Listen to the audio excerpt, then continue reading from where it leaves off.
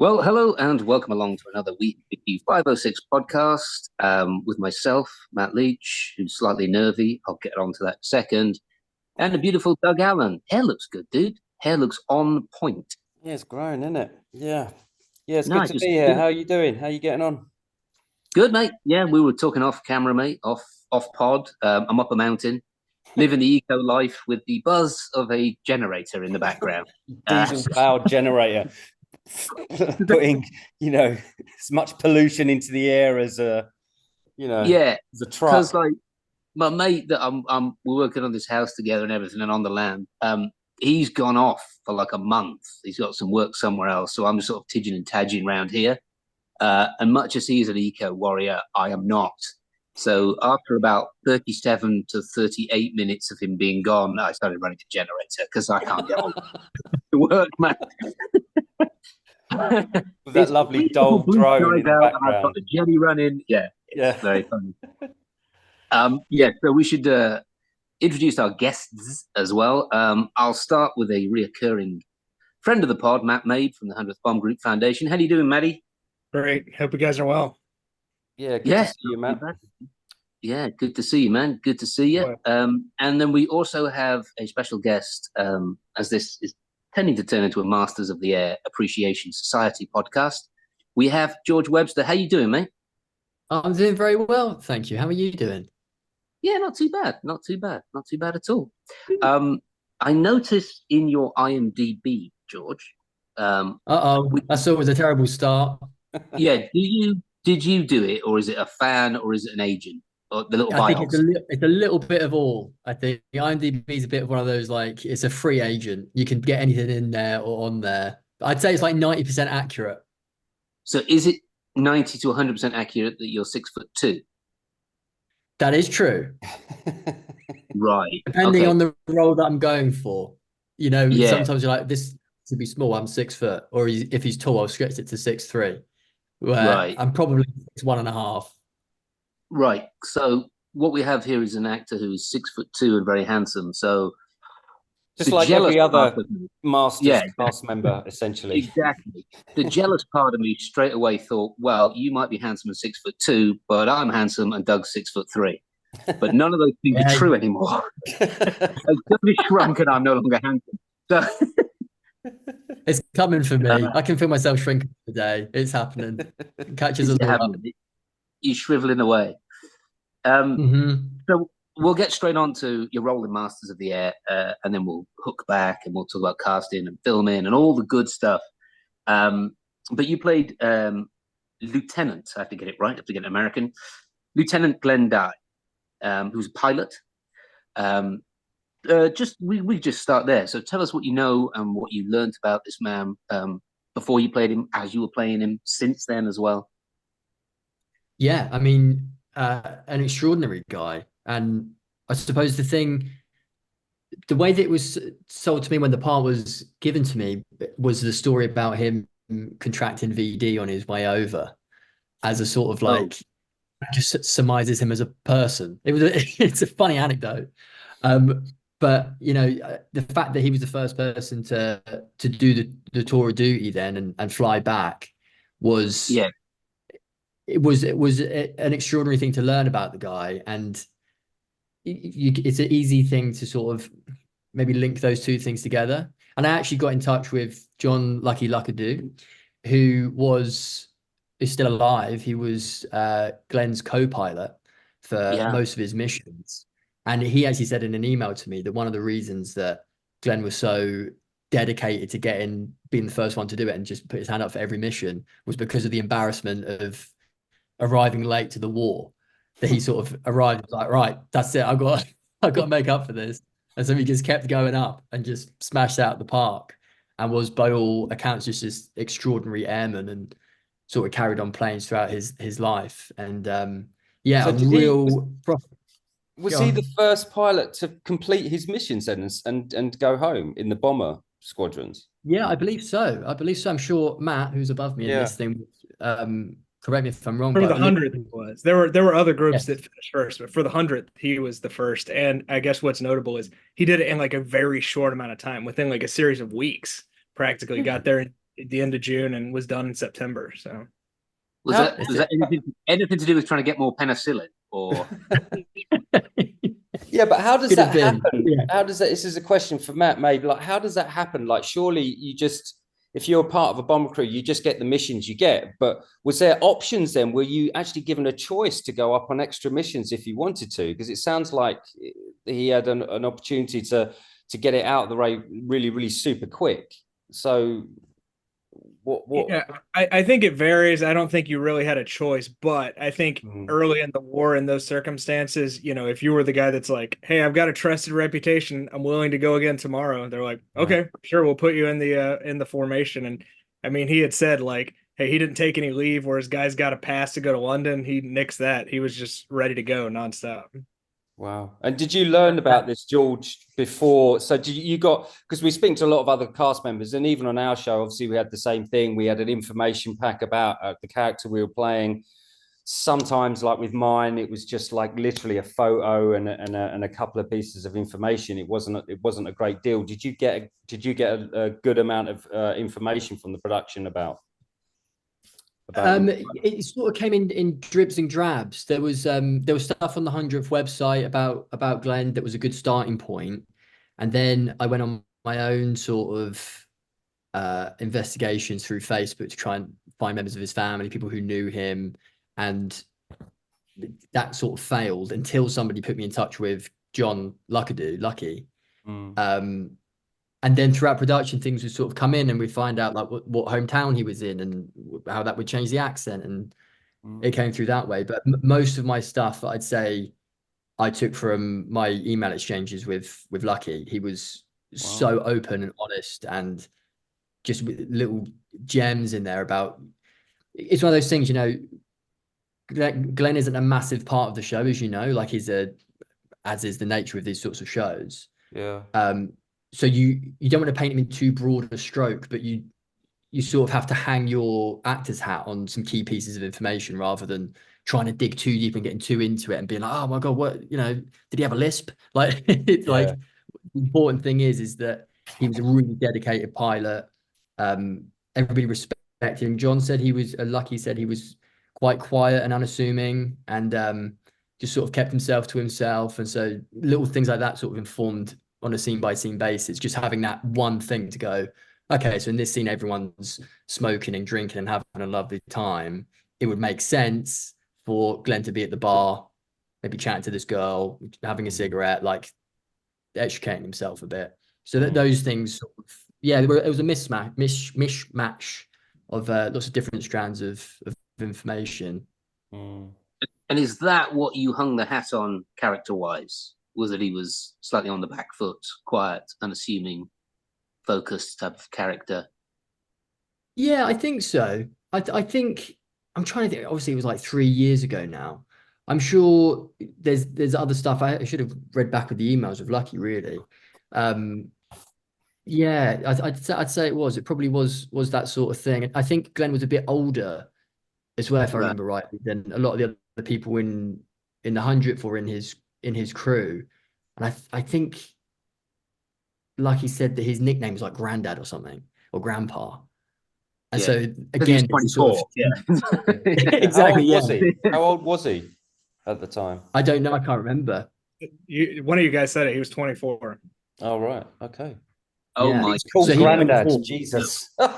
Yeah, he's grandpa at that time, and again, that gives you a position as an actor to go from, of like not getting involved in all the, all the lads that jump around hugging each other. Like I sort of position as a little bit more of like in the party scene where he's flown all the missions and I'm coming through and they were sort of slapping my face. It's sort of like, yeah, all right, rather than being part of it. Who knows? But that was sort of just a direction and a heading to take. And I was also, out of all the actors that I was working with, by far the oldest one. I'm 33 now. I was 29 when we started shooting. And a lot of the actors were 21, 22. So I was grandpa anyway. So it was a pretty easy stance to take. Yeah, that's good. Yeah. There's something of the Captain Miller in Saving Private Ryan about it. The fact that he's sort of focused on just getting home, just focused on getting through it. Like all the other guys are kind of pumped up testosterone, and Miller's just this kind of like quiet, unassuming guy that's just it's a getting really good through it spot as that. quick as he can, as you know, I just want to get home to my wife type of thing. Yeah. About that character. Yeah, and I suppose it's also, there was maybe even a conscious wanky actor thing of feeling, in order for Glenn to stand out, is to separate him from the instant things you want to do as an actress. Join in the banter, join in the scene, join in the thing, taking a step back and having that contrast with yourself, I think was very useful for me, at least, in order to sort of step into the shadow of the character, I think. I love that phrase. I love the phrase wanky actor. Wanky actor. Yeah. I think I hear I'm that sure you guys have met them. every single podcast guest at one point either says the words, I don't want to be a wanky actor, or wanky stuff. Yeah. I think even Sawyer Spielberg said it, and he's like, you know, from Long Island. He managed I know, to yeah. phrase, I don't want to be a wanky actor. Doug, you just never want to say the phrase as an actor. It's just those three words, just whatever comes after that, people are going to go on then. What you got? Exactly. Well, I've got a question for you, Doug. Just this is a bit of a sidebar. What is the difference between something good when you approach a role, and where does it become wanky actor? Sorry, I'm going off on one here. What is wank? What does it mean? What does it mean to you, George? Like, what's the difference between Doug, you go doing something first. well? Yeah. I'm going with Doug. I'm going to go with Doug. I'm circling back, but my mind's going funny here. Well, I think that an image springs into mind of something that I saw on YouTube that was on a film with Jake Gyllenhaal, where he plays a cop. Right. Yeah, I don't know if you've seen. I don't know what the film is called, but they end up being in a shootout, and it's him and his buddy, and they're both getting killed or something at the end. But one of the things that they did, I saw and read an interview with him, and he said, yeah, we got really into our role. He said, one of the things we did, we actually got one of the, we went training with the cops, did ride-alongs and all this stuff. And we actually got, one of the cops to shoot us with a taser. Did he straight out? Yeah. And that is wanky actor. Like, I'm sorry, like, cops don't go round firing tasers at each other, even in training, to know what it feels like. But he wanted to do it, and that's straight out of Sude's Corner in Private Eye. It's that kind of thing. I think it's that sort of, you think it's commitment, but actually it's not going to offer anything to your role. But it's a bit, that to me was kind of that stands out as a story that kind of crosses the line. And another one is when, I know it's especially if you come from south of England, to keep an American accent's quite hard, isn't it, George? I don't know if you experience. I know you're from the south, right, from Brighton or something. Yeah. Because we got lazy mouths, especially from London and stuff. But keeping Yorkshire, you can't. You know what I mean. We are perfect. But keeping your accent when you're off camera, I think that can be construed sometimes. I mean, fair enough if you're trying to get the accent, but just keeping that up all the time. When you're months into filming, I guess that could be crossing the line a little bit. I don't know. To whom are you referring, I wonder, Doug? Sorry? To whom are you referring, I wonder, Doug?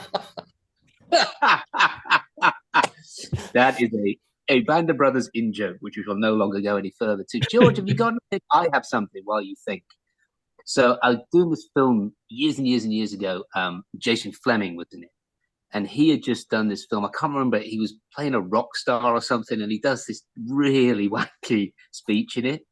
And he said, oh, when I did that, that's another actor actually said that to me. And I thought, one day I'm stealing that. And he said that they were all sitting around on set like everybody does. And it got a bit quiet. And this one actor says, do you know, I've had a thought. And, if the world were to sort of go to shit and, like it just sort of ended and we were like cavemen. The most important people, the guys that would lead, would be the actors, because we I can't even do that laughing. We would be the storyteller. We would tell the story. And I was thinking, yeah, I mean, them and the people that could make fire and kill stuff, they'd be quite Brilliant. Yeah. Anyway, we'll get back. I won't press you. I did want to ask a question. Actually, this one's to Matt as well. Maybe it's like, so what kind of reception would so this was the first pilot that returned from the 100th. What kind of reception would they have got back home? Like, but as being one of the returning, bomber squadrons, to completing their missions. What was it? Was it 25 or was it missions? Yeah, it was 25. I mean, you would have gotten a big reception. It would have certainly been like they were always looking for good news stories in the hometown paper, so this would have been splashed in the Especially hometown that time in the paper. war. That time in the war, if it's talking 43, it's not going well, particularly not for the Western Allies. Yeah, that would be a huge deal. And then usually it would say something like, Glenn is now home and he's going to be doing X, Y, and Z here at like a stateside base or something like that, and kind of tell what you're up to. But yeah, it would be a big deal. Yeah. Were they was there a war bond drive? Was he put into the war bond drive and stuff? He didn't go on one of those, but he went on to his next assignment. He went to a B-29 base and was doing some flight instructing, which he did like for the rest of the war. So even though he got home quickly, it was no vacation. He worked steadily in the military until the end of the war. Wow. It's not because he got VD again, is it? That we know of. Who knows? That's Yeah. the strangest motivator I've ever known, but it's quite brilliant. It works. It works. It worked. Oh, So- whilst we're still talking to Matt, actually, there is a story I read that when he has a son that he calls Glen Jr. Is that right? He has a son, Glen Jr., and he nicknames him. How does that nickname come about? Yeah, well, his son's nickname was Sonny, so that's what the pilot kind of at times got first dibs on naming the plane. So Glenn's plane was Sonny, and then there was later a Sonny too. So he got naming rights on that one. That's really cute. That's fantastic. Well, we'll go back to the beginning anyway, George. Tell us about your casting process, because it's an odd time. It's an odd time. Are we in COVID yet when you're casting? Are you before COVID? Those 2 years were a blank to me, kind of weird. Yeah. How did it come up? Did they mention the VD thing? Because I remember going into a casting once, and it was Gary Davey. You know Gary Davey, don't you, Doug? Yeah. It was for a show called Strike Back, and he said to me, "Yeah, Matthew, got you in because this show is bombs, boobs, and bullets, and I thought you'd be perfect." I'm in. Yeah, I'm like, okay, thanks, mate. Cheers. So anyway, talk us through your casting process. Was it a long one? No. Well, again, from what I can remember, I remember the tape coming through in lockdown. It must have been early lockdown. I was living in Hackney with my girlfriend at the time. And it was one of those ones where the tape comes through. I think I read for Anto Boyle's role, whose name escapes me now in the show. Who played the main navigator. What's his name in the show? Harry Crosby. It'll pop up. Crosby. I read for Crosby originally, and it was one of those ones where it comes in, you go, there's no way in hell I'm going to get this part, but let's give it my all, go for it. Let's just do a good job and get in front of casting. And then maybe a month or two later, a phone call comes through offering me the part of Glen, Die, from my agent. It was like you remember that tape that you did for, I believe at the time they were calling it like the Band of Brothers, the third Band of Brothers thing. They've offered you a part in it. And it was just the best moment ever, just knowing that and I think that happened. And then 2 days later, I was straight to boot camp. So it stinks of somebody dropping out, but So it was quite late. And was it a self-tape? You didn't go, you weren't in a room? No, it was a self-tape. Just one. You didn't know recalls, no recalls. No. Send it off into the ether, and then it came back. And it's happened a few times in my career. Like, you do a tape, you send it off, and then 2 months later, an offer comes in. It's all this stuff's going on in the background that you're just sort of blissfully unaware of. Yeah. And this was, literally like, are you available from tomorrow to whenever the end date was? It's like, no, I'm not. I'm in my house wearing a mask. Yeah, exactly. Yeah. But if I'm not, I'll soon change it. Yeah. And then it was going from that one extreme to the other. It was going from sort of peak lockdown masks, the walk around the block, to living in a hotel with 30, 40 other actors, and from one extreme right to the other. It was quite a strange.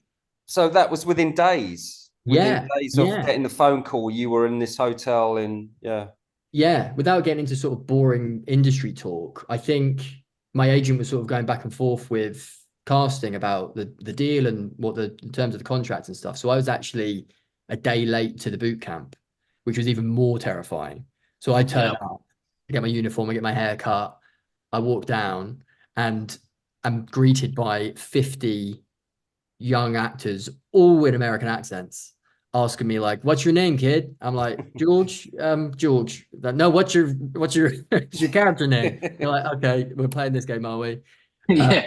Yeah. So you're breaking the fourth wall, George. You're breaking the It was, yeah. It's like, play along, That's bro. the Come on. experience we had, George. Like, Was it really? we all had to meet up, you know. So it sounds like you did like the first round of boot camps, because there was a lot on your gig. We're understanding there was lots of mini boot camps for cast members that joined later on. Like, but Yeah. your experience was a bit more like ours, where it was like 50 guys all meeting together within a day of each other for the first time and going on this journey together. Yeah. Yeah, that's exactly. And as a what it was. pilot, yours is obviously a very technical boot camp. How did you get on with it? How did you find it?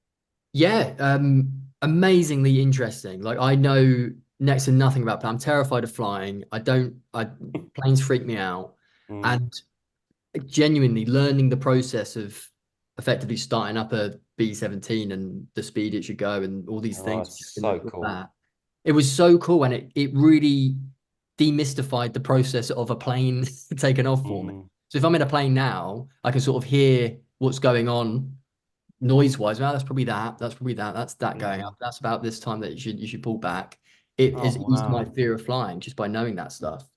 Not that I could. Yeah, but a little knowledge is dangerous. That's like having a little medical knowledge, because then every noise you're like, did the alternator just go? Are we about to punch up the guy? Or dangerous when they say, is there a pilot on board? I go, I did play one in a TV show. Please don't do that, George. I promise.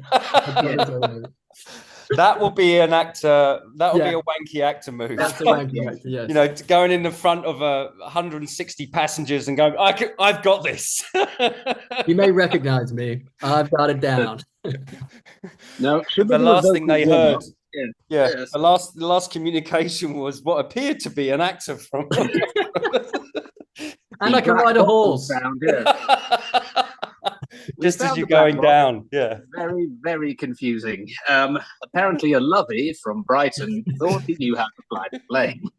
There you go. Yeah. So the process was highly technical. I understand that your guys' ones was a lot more physical, I would imagine. A lot more. Yeah, it was. Yeah. 100%. Yeah, on the ground, like learning all that stuff. Ours was very much like being back at school. It was in like a school gym almost, tiny kids' chairs, notebook, trying to remember. We did a couple of physical things like drills of fires and stuff like that, and we did a couple of like PT sessions with Dale Dye, and but yeah, most of it was with a whiteboard and learning procedures and culture as well. That obviously Dale is like a store of knowledge. So any question you fire at him, he had some reference point too for the culture at the time. As actors, just learning like, oh, would they have said this, or like this thing, or was this around, and then just list them off. It was a masterclass. And is that where in the boot camp you got to meet your crew? Did you manage to identify each other? The co-pilots, the navigators, the gunners. Did you kind of meet all those guys there in that boot camp, or? I actually was kind of the exception to that, I think, because my crew weren't scripted. So, and in the scenes of me flying the plane, it's me and Nikolai playing Huglin. Yeah.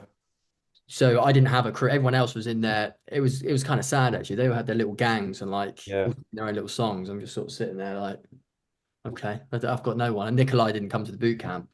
So no, I didn't, but I soon assimilated in my own way. Okay. I got myself in. Yeah. And how'd you find Dale Dye? Because much as he's a tough guy, Marine dude who'll probably hunt me down and strangulate me for saying this, he's also a bit of a lovey. It sort of surprises me that he's not in the show. And I could just imagine him going to production and being like, I noticed there's a guy called Dye in here, and I'm pretty sure I can play Dye. And I reckon he angled for it, don't you? Yeah, I'm surprised not to see him. Yeah. Yeah, he loves a bit of Yeah, it. He does. it's a shame he didn't find his way in there. He did when I turned up to boot camp. I sort of sat in the back of this room again, 50 other actors, and he sort of goes up with the friends like, "Die, stand up." I'm like, "Oh God." I stood up, and he looked at me and was like, "Near, you're not as good looking as me," and he told me to sit back down. Like, I think he must have thought that Glen died with like part of his family or something, or some sort of military history. But yeah, he's a great guy. Like you say, that tough exterior, but Yeah. he's got a glint in his eye. It's all like take this seriously, but also we're here to work really hard. We're not here to hurt anybody, punish anybody. As long as you guys take it seriously and give this the respect it deserves, he's there. We can have jokes, we can laugh about things, and Yeah. he was amazing I collaborator. always attributed his glint in the eye to being pissed, but that could be right. Could be wrong. Could be. Could be. I remember at boot camp, didn't we have to sing happy birthday to his daughter? And I think he was absolutely hammered, wasn't he? Yeah, I always tell that story on the tours we do, and then he stood in front of me and was like, "What the fuck are you looking at?" When I was smirking, we were all singing, and he was queuing down the phone. I'm And I shot sure him. we did that for his daughter as well, you know. Really? Yeah, I'm not sure he really. was pissed, but I'm sure we sang happy birthday for someone for him. Ah. His wife. You're right. I can't remember. Yeah, it rings a So bell. what was your first day of filming like? What was your first sequence? What was it like getting on that set? Was you obviously in the aircraft on your first day with all this incredible technology there around it? What was your experience of that? I always want to ask the guys because it seems so phenomenal Yeah. being up in the plane and stuff. Yeah, but my first day wasn't up in the plane. That came sort of in the summertime. I think I started around, let's say, March. So it's still quite cold out. I'm trying to think of what my first stuff was. I think it was in a pub. I think, yeah, it was in a pub. I think it's in the second episode, maybe. Everyone's suited and booted, COVID masks on, go into this pub, dimly lit, candles, music. They've got music playing of the era to help give the atmosphere that obviously they stop when they record, but there's to give an atmosphere. There's smoke, there's cigarettes, it's a time machine. It's an absolute time machine. You're walking back into that time and just I'm a massive like film nerd. I love it. I love being on set. Um, especially in period stuff where you get to sort of transport yourself as well. I always pinch myself and take a look around and be like, there is nothing here. If I ignore that camera, there is nothing here that wouldn't be here if we were actually in 1943. Like this is as good as you can get. Everyone's talking the right way. The cigarettes are the same. The ashtrays of the era.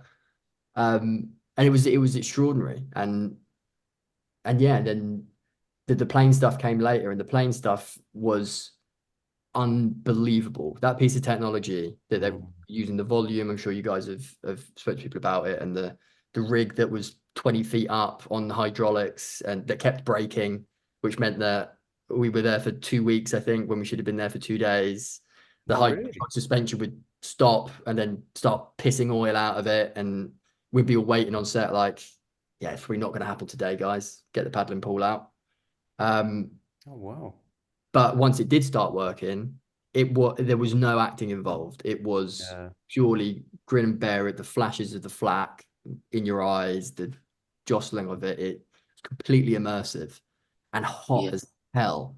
We had these cooler suits on that were effective for about 2 minutes, and then they would just circulate warm water around your body. So it's almost like you pissed yourself upwards. It was like, as I do on a daily. there you go, yeah, as we've all experienced. Wow. It is George and Doug. I've got a question for you in a second, Matt. Actually, you could probably all three of us can attest to this. When you're an actor and whether you've been trained or not, and you have these like this, I'm an artist wanky thing going on in your head. 99.9% of the stuff you do isn't all that great. Do you know what I mean? And you're on set and you're doing all the work kind of as an actor, because it's like, I don't know, like the script isn't that great. So like I'm gonna have to do, I'm gonna have to really like bring it here. And maybe, I don't know, like I don't know, everyone can kind of tell that it's not that great, or the director's not got his heart in it, or it's some film you're doing in bloody Bulgaria that's just for the money. And there is no feeling quite like the sort of pure joy of being on a set where it's the real deal, where everybody is the best of the best. Actors, crew, director, writers, and you're doing something that actually means something. I think we can all attest to that. And it sort of sends, I'm getting tingles at my spine thinking about it because I can remember that feeling. There's no, like when you were saying, you know, there's, this is exactly like being in a pub in 1943. That feeling for an actor is just so cool.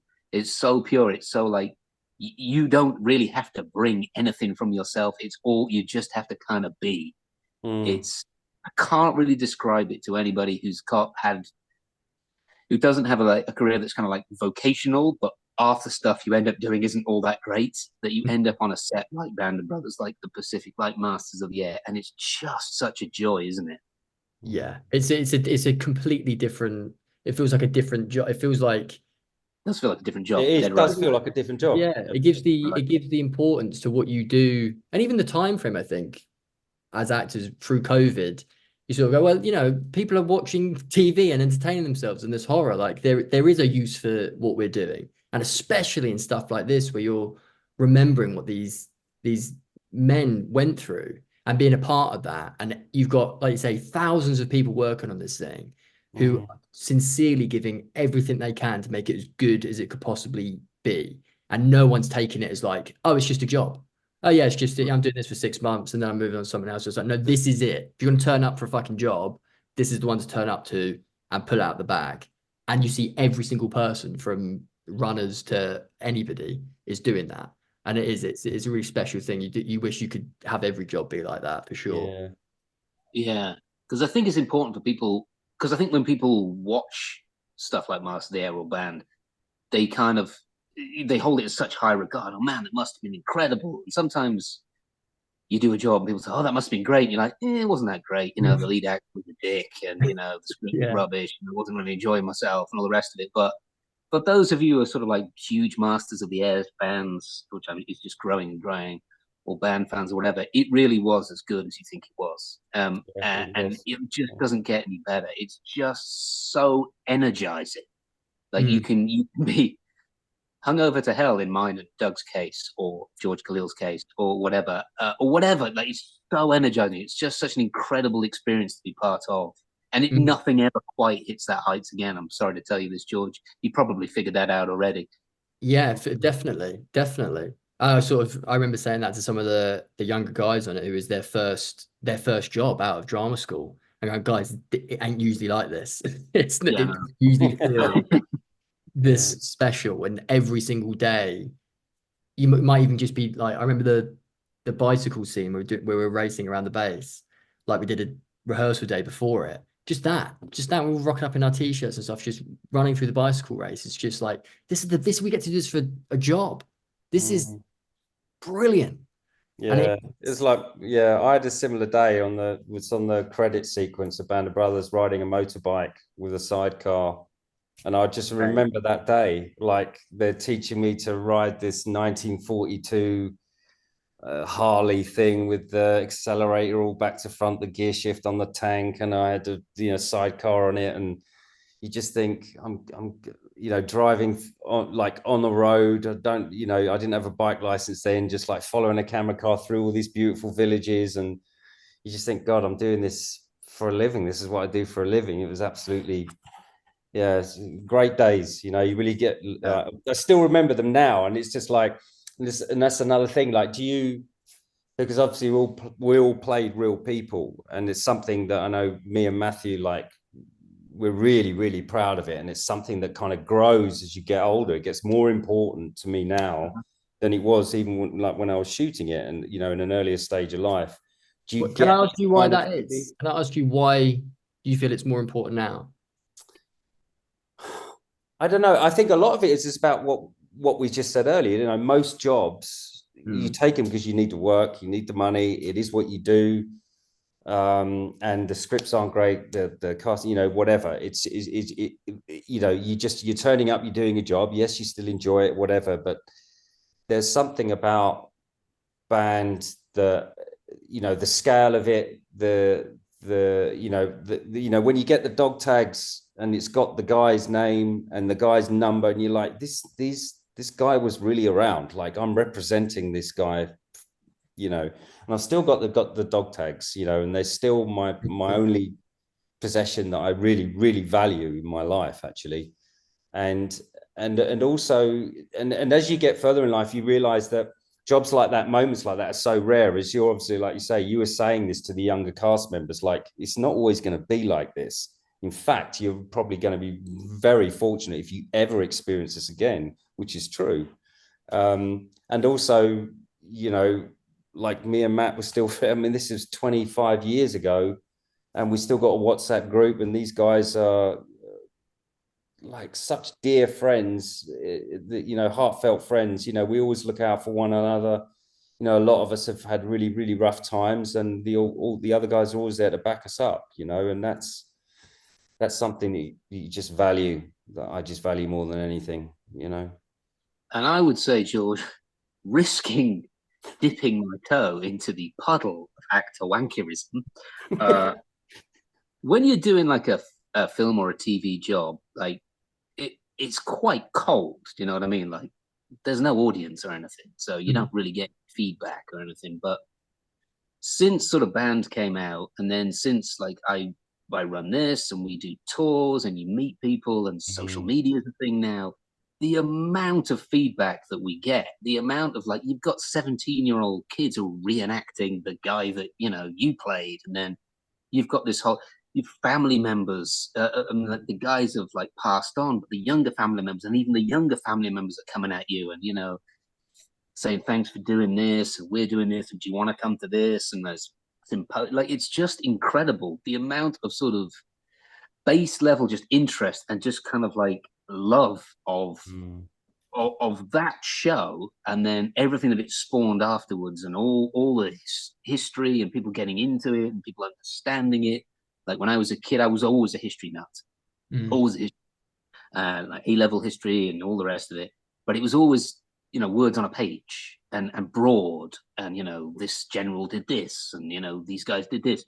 What band did was to sort of like, it purified it down to just like the grunt on the floor. Do you know what I mean? It was the actual guys, and how we all talk to each other now, and how we banter, and how the WhatsApp group banters. And it just, that's what hit home to people, is like, hey, this was my granddad. He was just, I can't believe he was that type of guy, and he did this. And I think it's become latterly really quite sort of precious and important to myself and all the guys, that we just sort of curate it in the right way still. Do you know what I mean? And it'll then be with you forever, George. Yeah, it will be. It will be with you guys forever as well. And the same thing will happen. And I've said this to everybody who's sort of come on from Masters, and they're all amazingly, really cool, smart guys.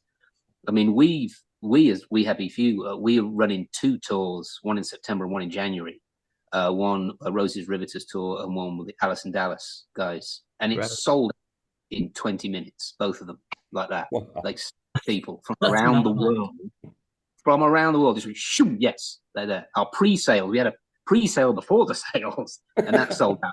Like, people they waited for 10 years for the book to get made into a show. I might be wrong here, Matt, but I think it's about 10 years for the book to be made, and they were obsessed about it before the show came out. There's that much level of interest.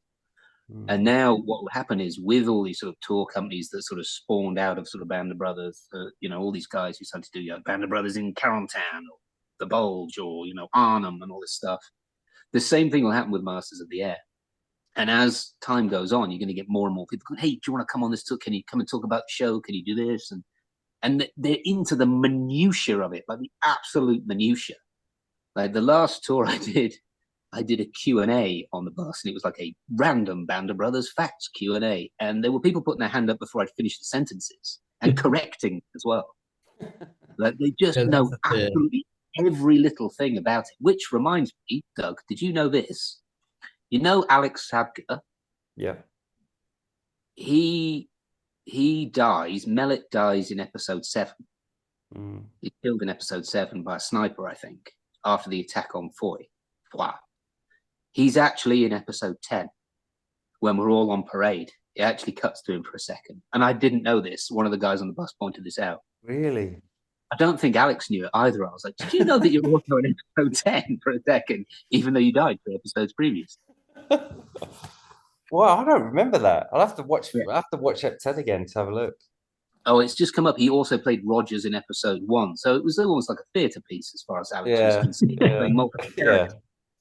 characters. But yeah, so it's that's the sort of level of it's just such a great affirmation when most of the stuff you do, you don't get any affirmation.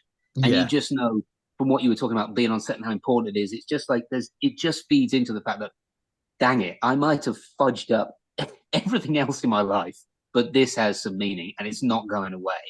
And I've always got that. And it's really important. It's really important to stay friends with all the guys. It's really important to not be overwhelmed by the amount of love and interest you'll get from other people, because it's not the same as some creepy dude on Facebook asking you for a drink.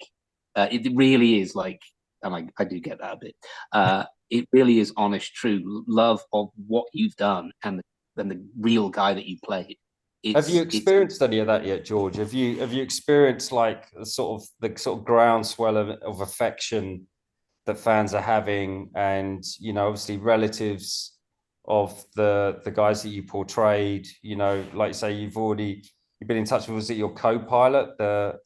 Yeah. He's still around. I mean, that's what an amazing thing to have. What did that feel like when you was in touch with him? I mean, that sounds nuts to me. It was nuts. Yeah, it was. I think I was possibly the only actor that I know of on it that was pen pals with a guy that was doing it for real. And I told everybody that would listen that, from the hair to anybody. I was like, yeah, I'm emailing Lucky, don't worry about it. Lucky, yeah. Just go. Here's Lucky again. He won't leave me alone now. Yeah. Yeah, and there was when the show came out, I've never had a show. People that I know even just not expecting to see me in it. People who I haven't seen since school being like, I was just watching, I just saw you in it.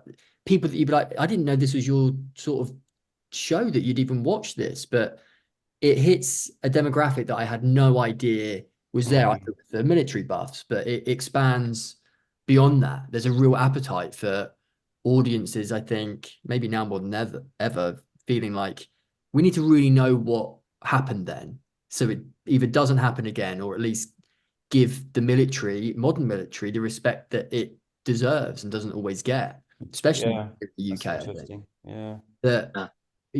There was messages from some family of Glen's, and again, people who were ex-military servicemen themselves saying, love the show, I'm a pilot, blah, blah, sending messages. Like it touches people in a way that, like you say, a normal TV show doesn't do. People can be fans of a show, but when something carries, they say, I've got my dog tags up there, Doug, the same as you. Like, you're carrying part of these people's legacy with you from a show like this, and that isn't something to be smirked at or sort of shrugged at. Can't be glib about it, can you? Yeah. No, for sure. And you're dead right that I do still have that question for you, Matt. Please don't go away. You're dead right about the odd demographic. It seems to touch everybody. That sort of show seems to touch everybody that you can think of, and the most unlikely people. There's a guy.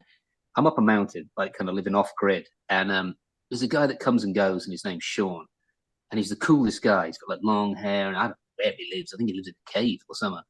And he came up one time and was like, dude, I've got this kind of snake, and I found it, and it was in my space. But like, dude, I can't, it's like a copperhead, really poisonous. It's like, I can't kill it. And like, you've got all this land, and I'm wondering whether like I can release it, and like, it can live here. And I was like, no, Sean, you can't release a poisonous snake in a 10-month-old baby. But thanks for asking. And then he's like, no, dude, it's fine. It's totally cool, man. It's fine. hey man, were you in Band of Brothers? I freaking love it. I was like, what? Yeah. He's like, and I was talking about like, yeah, I'm doing these podcasts and I'm getting the Masters. Oh, dude, Masters of the Air is awesome. Man, that show, like guys like that, Snake saving hippie. Unbelievable. It means something to them. It's like, I watch it with my dad. Like me and my dad, we don't have a great relationship, but we can watch that. And which is another, I think that's quite nuts. Yeah. It's a show you can That's sit lovely. and watch with your dad that you don't really get on with because it's something that you can both think, man, but for the grace of God, go either me or you. Do you know what I mean? We were just born at the right time. But that was the strange thing for us, and I think you're going to find this as well, George, is that obviously the show's been out, it's been a big success and whatever, but the people coming up to you and your records, it grows. Mm. Do you know what I mean? It was almost like more so 10 years after the show had come out that there was a whole new generation of young people that watch it. And again, 20 years after it came out, there's another younger generation kind of watching it and getting into it. It's absolutely unbelievable. It's not a one-time thing. I mean, there's so many jobs I did in the end of the 90s and the noughties and TV shows on the BBC or whatever that they play once, they never get played again. No one cares about them, whatever. But this just runs and runs and runs. And Masters is going to be exactly the same. Exactly the same. Yeah, it's a great thing, isn't it? Yeah. Yeah. Timeless. So I've got the question from Matt. All right, because otherwise we're just going to keep waffling. And I said I had a question for him 25 minutes ago. Matt, so with Lucky, did he ever watch the show? He did, yeah, he did. He actually saw it at the premiere out in LA, so he was one of the lucky few. Yeah, always lucky. What was his reaction to it? He was impressed, and I'll say I think my best story about that is it kind of came full circle. You have George talking to him during the production, and then Lucky had his 102nd birthday earlier this year, and George was kind enough to do a video for him. And so I think he had never put two and two together that like that was you at the time of what you looked like. So when I showed him the video at his party on my laptop, his face was just beaming. He was like, "That's the guy. I talked to him. Yes, I remember all this." So it's hard to impress the guys 102, but it meant a great deal to him that you had reached out, and he was impressed. He said he felt like he was back in the cockpit seeing some of these sequences. So you guys were impressive for sure. Wow. That's incredible. That How does that make you feel, George? Yeah, unbelievable. Like again, a guy like that, the word hero is thrown around so much, isn't it? Isn't it? Yeah. Celebrity, even like it's above that. It's a real life fucking Rambo action hero being like, hey, that guy. It's amazing. Yeah, I think, unbelievable. Yeah, but because that was sort of the thrust of my question was like, how realistic did he find it, Matt? I think, and if you're saying it was like he was being back in the cockpit, that must have been quite a surreal experience for him, 80, 90 years ago, to have it sort of brought to life in front of him on a big screen in Los Angeles. It's the craziest thing. Imagine someone bringing to life the most sort of harrowing moments of your life, and they just sort of bring it to life in like 80 years time, and there's some young 6'2" handsome guy playing, in the cockpit who's English. It's just it's the maddest thing, isn't it? Yeah, I also there's a story that I just remembered that Lucky told me about, because he was Glen's co-pilot, but he finished at a different time to Glen. He was a couple missions behind, and the way that I remember it is that when the flight command, when Huglin comes and sits in that co-pilot seat, the co-pilot takes the gunner seat, and Lucky did it once and was like, I ain't doing that again. For the way that Lucky tells you, like, I'm not doing it again. So if someone else is flying on that seat, I'm sitting out or taking another position or something. He was like, I'm not going up there in that gunner seat again. And so he was a few missions behind Glen, the way that Lucky told it. Which that's what I just remembered.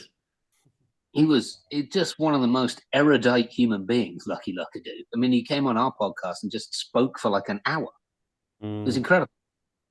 Absolutely incredible. Yeah, again, another storehouse of knowledge and just sharp as a tank. Yeah, sharp as an absolute tank. Yeah. I need 15 coffees, and I'm like, half the age and some more. Yeah, it's incredible mind, incredible mind.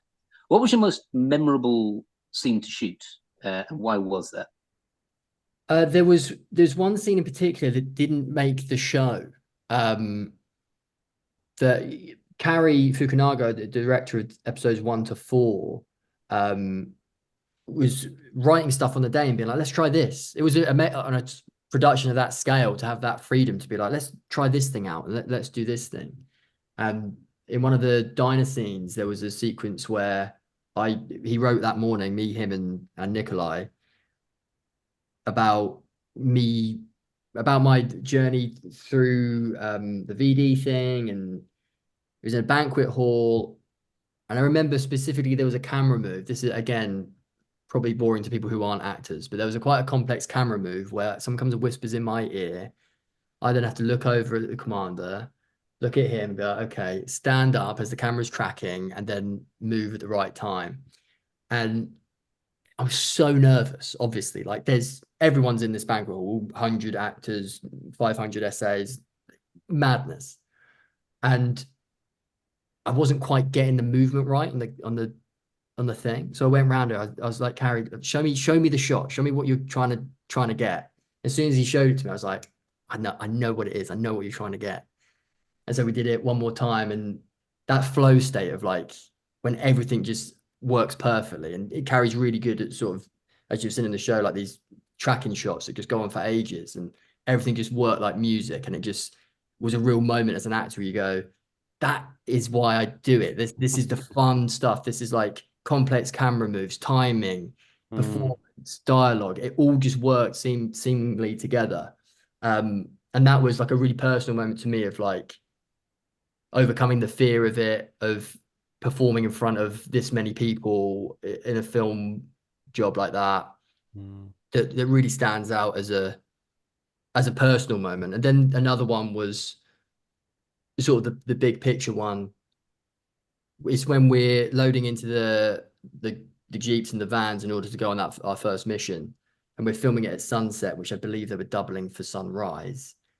And I mean, the amount of people there, again, 300 essays, 10 trucks, a jeep, a bike, and you're looking at all of it, and you're just like, this, how much money is this hour?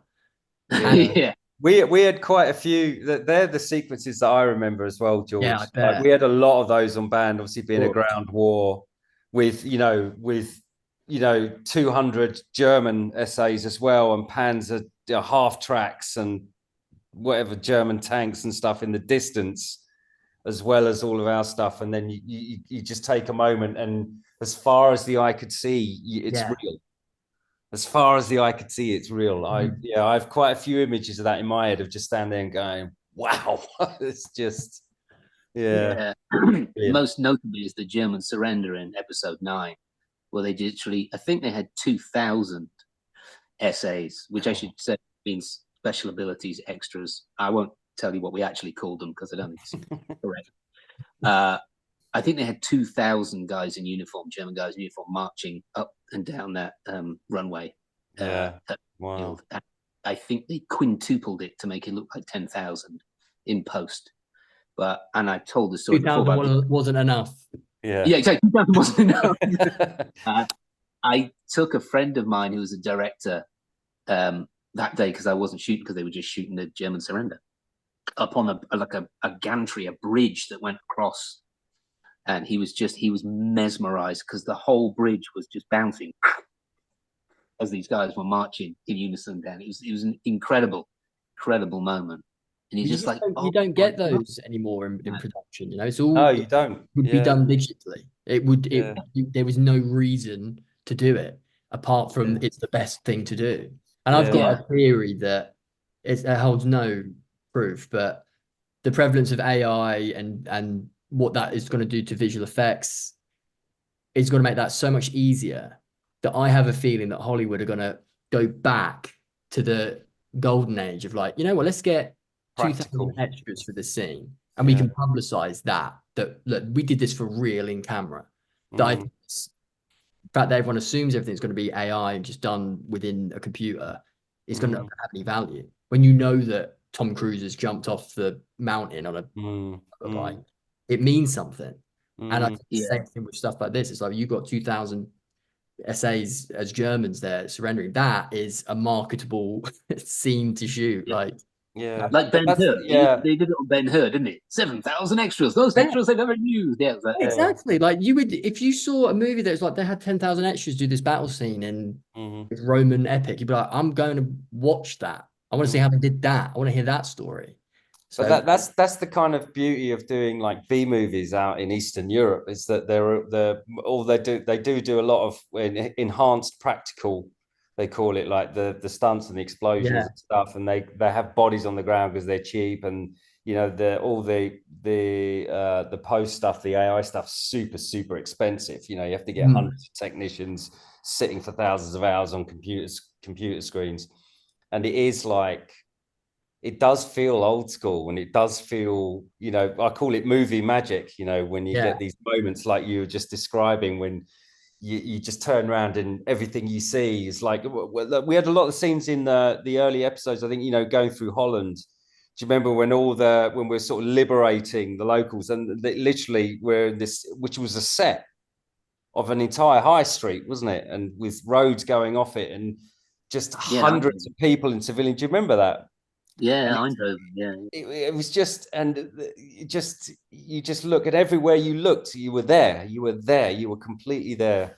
I loved all that stuff, and for it to go, you do lose a little bit. You lose something in the eyes, you know, with the actors, because obviously they're not in the situation, sort of thing. You know what I mean? I kind of feel, yeah, because they're looking at an X on a stick by a green screen. Yeah.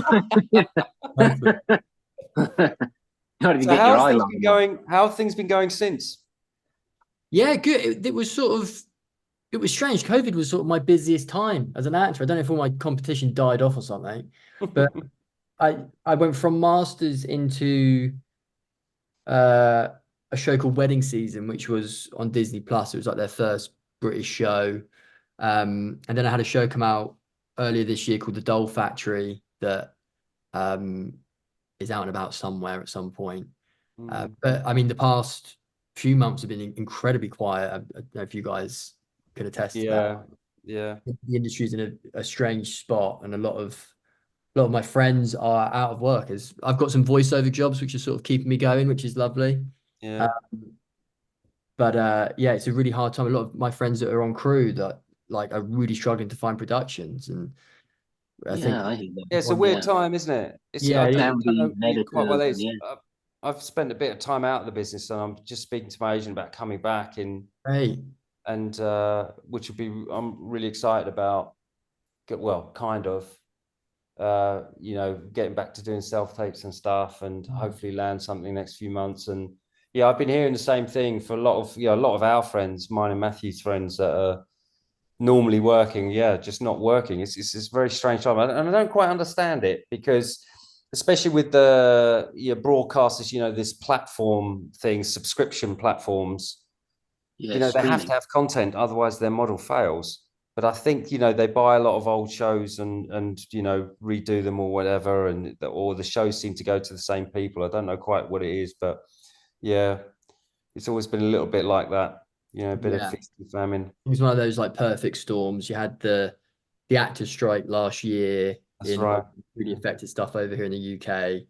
And there wasn't really a bounce back from that. And now I believe the video game actors are striking in America, and so that's affecting that part of the industry. And I think I think it's probably investment wise, if you're a private investor, it's looking like a risky industry at the moment. I think that's a big thing that I think that's a really good observation, George. Yeah, I think you're probably right. Yeah. So we'll see. Job investors. Yeah, come on, investors. Yeah, come on, chop, do we? Let's get your money. Get your checkbooks out. Well, listen, Geordie, we've had you for about an hour. Sorry, this is your friends, by the way, this is your friends from Masters of the Air, the guys that are coming on the tour, keep WhatsApping. Are they badgering you? Riley and stuff are just badgering me. Yeah. I don't know. You just, God, those guys, Masters guys. We subhead our podcast, The Nearly Men. Is there a nearly story you can tell me? We've had some from your Masters guys. A nearly story is something that you could nearly have been. So maybe 5 years ago, you could nearly have been Spider-Man. Maybe 20 years ago, you could nearly have been a Metropolitan Police officer. 2 years ago, you could nearly have been in prison. Is there I hope not. Is there a nearly story you could share with us? Yeah, it wasn't that near, but when I was about 22, I remember filling in an online application form to join the army as an officer to try it. I don't think I had the right GCSEs. But I remember sending it off and getting like an email or a phone call back from a guy. I was like, oh no, this is terrifying now. I can't do this. So it would have been nearly if I wouldn't have chickened out. Acting wise, I was nearly, I think I've told this story before. And again, it wasn't that nearly because it was, well, I don't know. I was like 3 or 4 rounds into Star Wars, The Force Awakens, when episode 7, when that was first going in its first iteration. I believe, I think it was Michael Arndt who was directing it and writing it at that time before J.J. Abrams came on. And I was like 3 or 4 auditions deep on that, feeling like it's my destiny. Yeah. Like I have, you can probably see up there, like my 2 lightsabers. Oh wow. A huge, I was like, this is my destiny. This has got to happen. And then it didn't. So that nearly happened, but was also pretty early on in my career, and there was no way I knew what I was doing to have done that. So it was, again, it's one of those things where you look back in hindsight and go, thank God that nearly. But what brought the joining the army thing on? Do you have family in the military or? Well, my dad actually joined the army when he was in the cadets. So I think he joined at 16 or 17 back in the 80s or whatever for a grand total of 2 weeks.